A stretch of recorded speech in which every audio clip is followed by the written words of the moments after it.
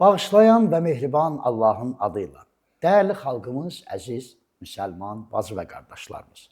Hər gün olduğu kimi bu axşamda iftardan öncə evlərinizin qonağıyıq. İrs TV. Bir ay, bir ömür adlı verilişimizlə yenə də görüşünüzə gəlmişik. Allah təbarək və Teala tutduğunuz orucları, qıldığınız namazları, verdiyiniz ehsanları, verdiyiniz sədəqələri Xudavənd-i Mütəal öz dərgahında qəbul eləsin. Bəli, rəhmət ayı, məğfirət ayı. Mən belə deyərdim, Allahın ilə öz ayı. Allah bu ayda bizləri bağışlanmamış, nə deyim, mübarək bad olmasın. Qoy bayram birində bağışlanmağımızla inşallah Ramazan bayramını qeyd edeyik. Hər axşam olduğu kimi bu axşamda bizim çox dəyərli qonağımız var. Azərbaycanımızın Xızır rayonunun Şurabad qəsəbəsinin Cümə məscidinin imamı, dəyərli ilahiyyatçımız Hacı Rövşən qardaşım. Hacı, xoş gəlmişsiniz. Axşamınız xeyir. Bismillahirrahmanirrahim. İlk öncə Bismillahirrahmanirrahim. Axşamınız xeyir olsun. Allah oruc namazınızı qəbul eləsin. Hörmətli tamaşaçıların da Ramazan ayını təbrik edirəm. Allahdan hamıya qəbul olunmuş oruc arzulayıram ki, Allah müvəffəq eləsin. Hər kəs müvəffəq olsun, qəbul olunmuş orucu tutsunlar inşallah. İlahi amin. Və mənim dəvət etdiyinizə görə İrs TV əməkdaşlarının hamısına öz təşəkkürümü bildirirəm. Çox sağ olun Hacı. Allah sizi var eləsin. Sağ olun, minnətdarım. Biz sizə minnətdarıq ki, bizim dəvətimizi qəbul etmişsiniz bu Ramazan günlərində bizə vaxt ayırmışsınız. Çünki xalqımızın dəyərli mömin və möminələrin, siz tək ilahiyyatçilərin xütbələrinə, moizələrinə, nəsihətlərinə ehtiyacımız var. Allah sizdən razı olsun inşallah. Hacıcan, bax, mübarək Ramazan ayı, belə deyək, 3-10 günlükdən ibarətdir. Ki, bunun əvvəli rəhmətdir, ikinci 10 günlük məğfirətdir. Mən yenə də məhzəninizdən üzr istəyirəm, məğfirət yəni bağışlanmaq. Bax, Xudavənd-i Mütəal qarşısında bağışlanmağımız üçün biz nə etməliyik? Daha nə etməliyik bu Ramazan ayında? Bu barədə danışaq inşallah. Bəli, çox gözəl sualdır. Əslində, bu ayın elə qayəsi budur. Ümumiyyətlə, bütün əməllərimizin qayəsi bağışlanmağa nail olub, Allahın razılığına qovuşmaq, rizvanına qovuşmaqdır. Və bu ayda daha çox əhəmiyyət kəsb eləyib və tövsiyə olunub. Bu ayın hər günündə, hər anında, hər saatında Allahdan bağışlanmaq diləyir. Daha çox təkid olub. Baxmayaraq ki, digər aylarda da Allah bizdən onun dərgahında təvazökarcasına bağışlanmağımızı diləməyimizi istəyir. Və kitabında buyurur ki, Allah tövbə edənləri sevər. İnnallaha yuhibbut tavvabin. Tövbə edənləri və ardınca deyir ki, və pak olanları sevir. İnsan tövbə etməklə pak olar. Bağışlanmaq təbii ki, bağışlanmaq üçün əgər biz bağışlanmağı bir qıfıla bənzətsək, bu bir qıfıldır. O qıfılın bir açarı var, o da peşmançılıqdır. Allah dərgahında peşmançılıqdır. İnsan bağışlanmaq istəyirsə, tövbə eləməli. Tövbəni də əgər peşmançılıqla eləməsə, özündən başqa kimsəni məsxir eləməsin. Yəni, ancaq özünü məsxir eləyibdir.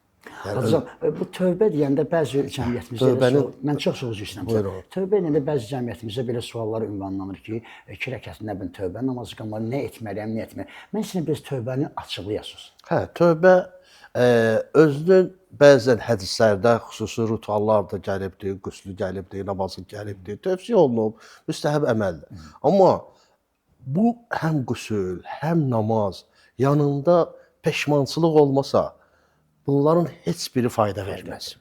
Peşmançılıq. Yəni, tövbənin ümumiyyətlə mənası budur ki, insan mənsiyyətdən uzaqlaşıb Allaha tərəf üst tutar. Tövbənin mənası budur. Bundan sonra Allahdan bağışlanmaq diləyir. Və bir də o səhvinə qayıtmaya da. Bəli, o günahına qayıtmaq şərti ilə. Bəli. Birinci şərti budur ki, insan peşman olar. Və hətta bəzi hədislərdə buyurulur ki, insan bir günahı eləsə və o günahdan sonra peşman olsa, bu hələ onun tövbəsidir. Allahdan bağışlanmaq diləməsidir. Nəinki insan nə qədər günah eləyə, günahlara israr eləyə, amma elə dildə lağlağa eləyə. Dil lağlağası ola. Əstəğfirullah, əstəğfirullah, əstəğfirullah, tövbə. Bunun heç bir faydası olmaz. İnsan daxilən etdiyi əməldən peşman olmayınca, Allah dərgahında o üzü qara bir bəndə kimi qabul olunmaz. Peşman olmuş bir bəndə kimi qabul olunmaz. O zaman ki insan peşman oldu, yəni məcazi mənada üzü qarada, yəni düzdür Allah Taala'nın dərgahına biz tövbə ilə gedəndə üzü qaralığımızı ifadə edəndə Allah o üzü qaralığı ağardır biz üçün. Üzümüzü ağardır. Biz özümüzü deyirik ki, ilahi dərgahında üzü qarayam. Onda Allah deyir ki, qəlbimizə baxır, deyir ki, bu bəndə həqiqətən də üzü qaradır mənim qarşımda. Çünki Xudavənd misal sınmış qəlbləri daha çox Bəli. Və hədislərdə də sizin ayədə daha doğrusu, hədislərdə də gəlir bu ayədə də bu barədə var ki, tubu ilallah tövbətən nəsuha. Nəsuh, yəni sınmış qəlb kimi, yəni tam səmimi bir şəkildə Allaha tövbə edin, Allaha doğru qayıdın. Tövbənin həqiqəti budur. Yəni peşmançılıq. Yəni əgər peşmançılıq yoxdursa, insan özünə əziyyət verməsin.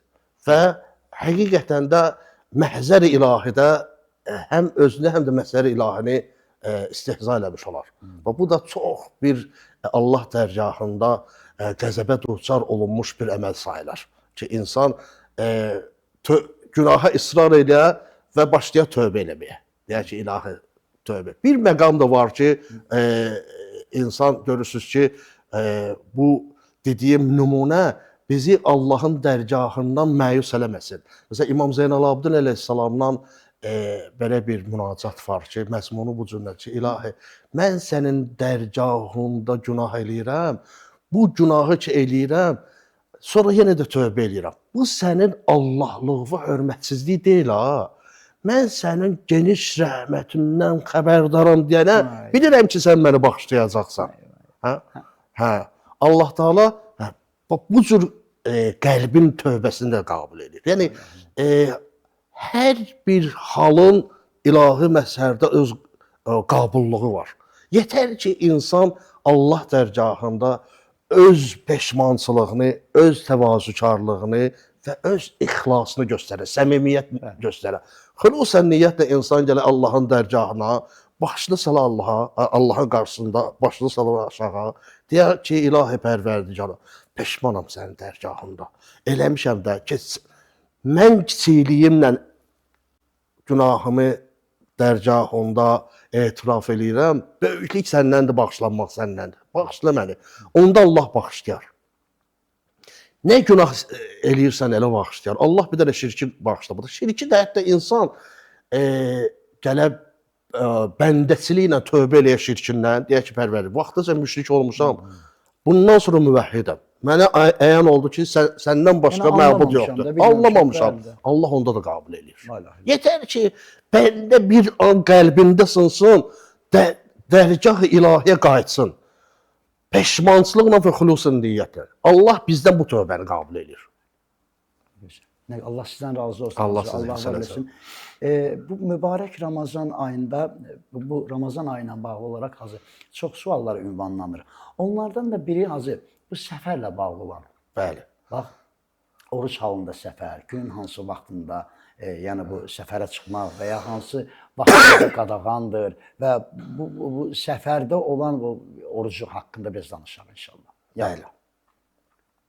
Çox aktual mövzudur. Mən sizə təşəkkür edirəm. Bu mövzuna siz qabartdınız, işarə elədiniz. Çünki ən çox bugünkü günümüzdə mübtəla olan, üzləşdiyimiz məsələlərdən biridir və biraz da bu məsələ barəsində sanki məlumatsızlıq daha çox hökm sürür cəmiyyətimizdə.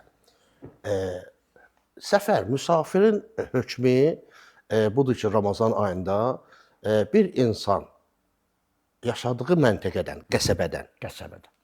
Məsələn, fərz eləyək, ən adlı bir qəsəbədir, ən adlı sayılı bir kənddir. Hər hansı bir kənd. Onun sərhəddindən 22 kilometr uzaqlaşırsa və ehtiyatdan müştəhidlərimiz deyirlər ki, ehtiyatdan bir yarım kilometr, 500 metrə də getsin o sərhəddən qabağa, ürfdən və yaxud da inzibati ərazi bölgüsü kimi dövlət tərəfindən tanınmış o ərazi vahidliyindən bir 500 metr uzaqlaşsın, sonra 22 kilometr ki uzaqlaşdı, artıq bu adam müsafir sayılır. Amma bir şərtlə, bu adam əgər zöhr namazından qabaq səfər eləyibsə, zöhr namazından qabaq səfər eləyib də, səfərdə zöhr azanı verilibsə, bu insan artıq orucunu tutmamalıdır, orucu açmalıdır. Çünki hədislərdə gəlib ki, bu mütəvatir bir hədisdir, səfərdə oruç tutan vətənində orucunu yeyən kimidir. İnsan vətənində orucunu yesə nə günah işlətmiş olar? Yəni səfərdə oruç tutmaq da elə. Mütləq açmalıdır orucu. Açmasa belə orucu batildir. Yəni ki, zaten haçansa özünə gəlsə və yaxud da bir öz agahlıq ona gəlsə, əmilli gəlsə, hüccət onun üçün tamamlansa orucu tutmalıdır. Boynunda qalır. Məşğul zimmədir. Yəni öhdəsində ki, yəni sübh namazından zöhr namazına qədər əgər bir insan oruç halında 22 kilometri fəth eləsə, artıq orucu batildir. Amma zöhr azanından sonra bir şəxs səfər eləsə, fəqihlərimiz buyururlar ki, ehtiyat vacib əsasa həmin gün orucunu tamamlasa, orucu səhiddir. Yəni burada meyar, zöhr azanından qabaq səfərdə olmamaqdır. Yəni hətta tərəxxüs həddi ki, biz deyirik, hardandır? Yəni icazə həddi də o yerdən ki, mənim yaşadığım məntəqədən 500 metrə uzaqlaşıram və oradan başlayıram 20 kilometr hesabla. O tərəxxüs həddi o mənim çıxacağım məntəqənin hissəsidir. Oradan başlayıram orta hesab. Bəli. Hacı, və o neçə gün səfərdə olsa insan ki, orucu tuta bilər və yaxud da ki, o niyyət məsələləri var. Biraz bu haqda danışın. Bəli. Səfərdə insan səfərə çıxar, 10 gün getdiyi yerdə qalmaq niyyət eləyə, buna deyirlər qəsd iqamə. Qalmaq niyyət eləyə 10 gün. Bu halda həmin yerdə orucu tutacaqdır. Tam tutacaq, namazı da bütövdür. Və əgər niyyətindən daşınsa, artıq namazı da qəsr olar, orucu da sınar. Və yaxud da bir insan, məsələnin bir tərəfi də var. Bir insan iş sahibidir, gedir, məsələn, fərz edir, Bakıda işləyir, Bakıda qalır, Sumqayıtda çalışır və ya da Sumqayıtda qalır, Bakıda işləyir, məsələn, Sədrəkdə işləyir, gedir, gəlir. Bu adam elə bil ki, işlə ev arasında iki vətənli kimidir. Evdən səhər tezdən çıxır, Sədrəyə gəlir. Zöhr azanından gəlir, çatır Sədrəyə. Bu halda yolda axıb müsafir olur, amma orucunu pozmur. Fəqihlərimiz deyir ki, ehtiyatı əsasən həmin şəxs gəlib Sədrəkdə zöhrdən qabaq çatır iş yerinə, həmin günün orucunun niyyətini təzələyir. Evdə imsak eləyir, orucun niyyətini eləyir. Çünki zöhrdən qabaq çıxır səfərə, səfərdə də oruc olmaz, amma orucu pozan bir işdə görmür, deyənə orucu pozulmur. Gəlir iş yerinə, fərz eləyə Sədrək ticarət mərkəzində çalışır bu adam. Orada həmin günün orucunu niyyətli eləyir və orucu da yerindədir. Bir cür səfər eləyən də var ki, bu adam fərz eləyək ki, bir işçidir, işi səfərdir və yaxud da işi səfərdədir. İşi səfərdədir. Bu iki dənə şeydir, fərq eləməz. Bunların hökmləri eynidir. Bir var, işi səfərdir. Bu adam insan ay ərzində gözünə ki, bir 15 dəfə taksi şoförüdür, taksi sürücüsüdür. Bu gəlir, məsələn, bir var ki, ancaq yaşadığı məntəqədə işləyir. Məsələn, Bakıda işləyir. Bakının ərazisində işləyir. Və bilir ki, bu adam ayda 10 dəfə bu adam Bakıdan çıxır. Məsələn, bir dəfə gedir, Şüvəlana gedir, fərz eləyir. Bir dəfə gedir, məsələn, Hacı Zeynalabdin Tağıyev məntəqəsinə, bir dəfə gedir Ələt tərəfə. Müxtəlif istiqamətlərə bu adam səfər edir. Yaxşı. Bu adam çox səfər edən şəxs sayılır. 10 dəfə, ay ərzində 10 dəfə və yaxud 10 gün belə səfər olursa və bu adamın 6 ay bu cür səfər işləmək niyyəti varsa, bu adam çox səfər edənin hökmünü daşıyır. Bu adam yəni orucu yerindədir. Orucu yerindədir, namazı da yerindədir. Hara getsə orucu tutacaq. Yəni zöhrdən qabaq hara səfər eləsə, bu adamın orucu bütövdür. Namazı da bütövdür. Orucu tutur, namazı da bütövdür.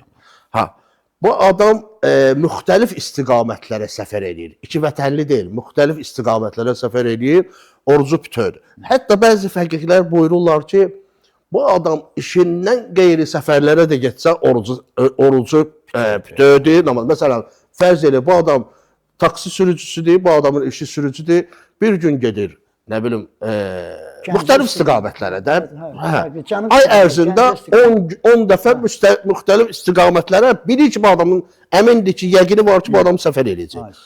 Və 6 ayda bu formada bu insanın niyyəti var ki, işinə davam edəcək. İndi gəlib bu adam gedir, məsələn, Kərbəla ziyarətdə. Allah nəsib eləyib, gedir Kərbəla ziyarətdə. Gedir Ümrəyə və yaxud da gedir İmam Rıza əleyhissalamın ziyarətinə. Düşüb Ramazan ayına. Bəzi fəqirlər deyir ki, baxmayaraq ki, bu işindən qeyri səfərdə. Bəli, bu adam işindən qeyri səfərdədir. Bu adamın hətta işindən qeyri səfərlərində də namazı bütövdür, orucu tutacaq. Yəni Ramazanda bu adam gedib Ümrəyə orucu tutacaq. Bəzi fəqihlər var, bu cür deyir, hər kəs öz təqlid etdiyi fəqihin nəzərinə tabi olmalı. Bəzi fəqihlər də deyir, yox, işdən qeyri səfərlərdə oruc tutulmaz, namazda qəsr olur.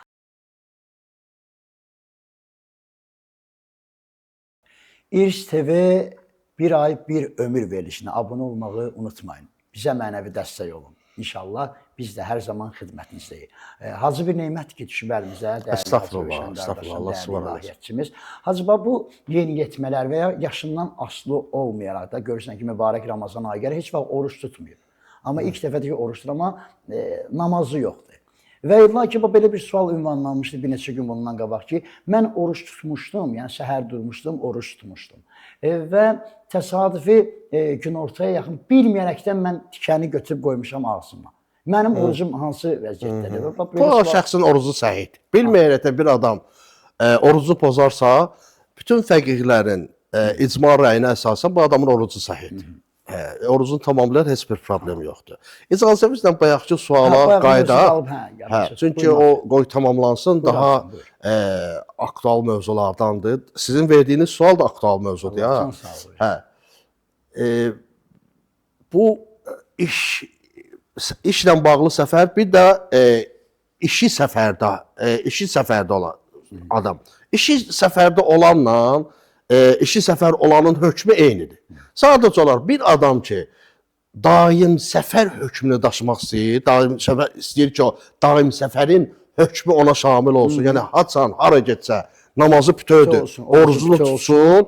Ehtiyat vacibə əsasən 15 gün, 2 həftə bu adam namazını tamamlayacaq, orucunu da. Yəni, tamamla qəsrin hökmünü, müsafirin hökmünü birləşdirəcək. Yəni, nə edəcək? Bu adam 4 rükətli namazını səfərdə həm bütöv qılacaq, həm müsafir qılacaq.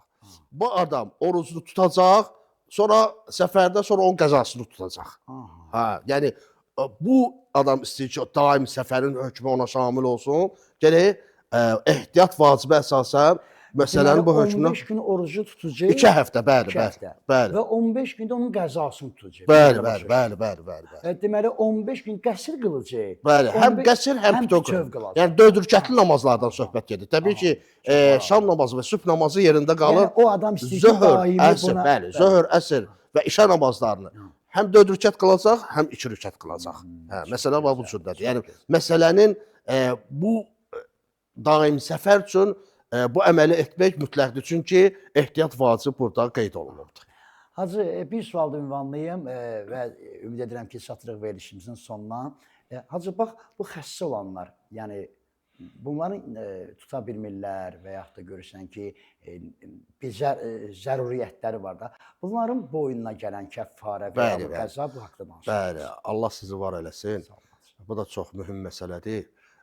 Xəstə olanlar ən çox da şəkər xəstəliyindən əziyyət çəkərlər ki, əsasən də insulin qəbul edirlər və inansı qəbul edirlər. Bunlar hökmən öz həkimləri ilə məsləhətləşməlidirlər ki, həkimləri onlara desin ki, siz tuta bilərsiniz, ondan sonra öz orqanizminə baxsın ki, görsün mən tutsam mənə zərər yetirər, yetirməz.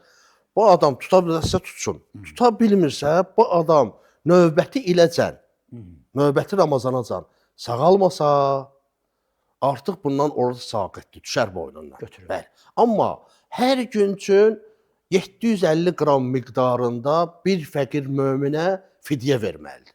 Yəni 750 qram miqdarında un, düyü, makaron, çörək, bu kimi insanı doyuracaq ərzaq məhsullarından fidyə verməlidir. Çox xahiş edirəm bizi izləyənlərdən ki, bax bu mövzulara diqqətlə qulaq asın. Bəli. Ya Allah.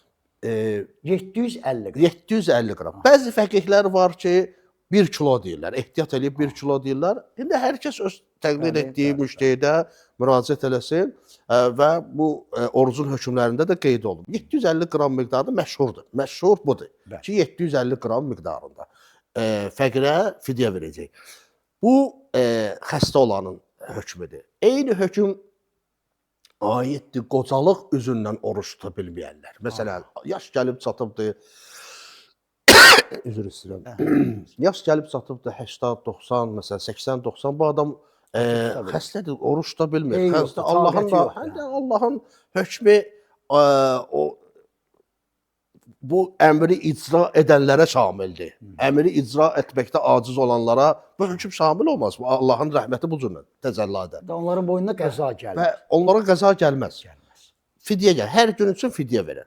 Və həmçinin hamilə xanımlar ki, məsəl üçün bu xanımlar məsələn artıq hamiləliyin 8-ci, 7-ci, 9-cu, 6-cı aylarındadır. Məsələn, doğuşa yaxındır. Oruç tutsalar uşağa xətər gələr, ondan sonra uşaq inkişafdan qalar, özləri zərər. Bu adam da qəzadan əlavə uşağı dünyaya gətirib gələndən sonra qəzadan əlavə fidyə verməlidir. 30 gün üçün. Bəli. Və eləyə bilər ki, bir dənə də məsələ var ki, eləyə bilər ki, bu 750 qram fidyəni toplasın, məsələn, un şəklində. 30-u vursun 750 qram miqdarında bir çəki eləyirsə, onu bir dənə fəqir möminə versin. Bir ailəyə verə bilər. On, məsəl üçün, nə qədər eləyir? 750 qram miqdarı versin, bununla da boynundan gətirirlər. Bu da fidyənin hökmüdür. Allah sizdən razı olsun. Hacı, çox gözəl mövzulara toxunduq bugün. Doğrudan da ki, Hacı bizə həm fiqhi, həm şər'i və həm də ki, bir mənəvi suallarımıza cavab verdi. Hacıcan, çox sağ olun. Təşəkkür edirəm. Mən sizə təşəkkür edirəm. Allah sizi müvəffəq eləsin. Və sonda istəyirəm bir neçə kəlmə dua eləyəsiniz. Biz də amin deyək və Allah sizi var eləsin. Allah Taala bu Ramazanı bizim ömrümüzün axır Ramazanı qərar verməsin. Allah Taala bu Ramazan ayının hörmətinə, bu Ramazan ayında şəhid olan Həzrət Əmir əleyhissalamın hörmətinə, bu Ramazan ayında dünyaya gələn İmam Həsən əleyhissalamın hörmətinə Allah məmləkətimizi xətadan, baladan qorusun. Allah əskərlərimizi qorusun. Allah vətənimizə xəyanət eləyənləri zərir, xar, məhv mabud eləsin. Hər kim bizim ölkəmizə, vətənimizə xor gözlə baxır, Allah Taala onların məkirlərini öz üzərlərinə qaytarsın. Allah Taala Azərbaycanımızı qorusun, vətənimizi qorusun, xalqımızı qorusun. Allah Taala bizlərə yaman gün, pis gün göstərməsin. Allah ömrümüzün son anında bizlərə tövbə nəsuh, tövbə, bağışlanmaq, Allahdan həqiqi, ixlaslı bağışlanmaq diləməyi bizlərə nəsib eləsin inşallah. Allah Taala bu Ramazan ayının orucunu bizlərdən qəbul eləsin və ən ali dərəcədə qəbul eləsin inşallah. Ən son duamız Allah həmd etməkdir və özüm və sizlər üçün Allahdan bağışlanmaq diləyirəm. Assalamu aleykum və rəhmətullahi və bərəkatuhu. Allah sizi qorusun. Allah sizə dəyməsin. Dəyərli izləyicilərimiz, bir ay, bir ömür verişinə baxırsınız. Və yetişdi artıq iftar saatına. Allah təbarək və Teala mən də ustadın, dəyərli ilahiyyatçımızın, Hacı Rövşən qardaşımın dualarına amin deyirəm və bizim səhifəmizə İRS TV abunə olmağı unutmayın. Sabah elə günün bu vaxtına qədər inşallah iftara yarımca saat qalmış, yenə də evlərinizin qonağı olacaq. Sabah bu vaxta qədər sağ olun, salamat qalın, Allahın amanında.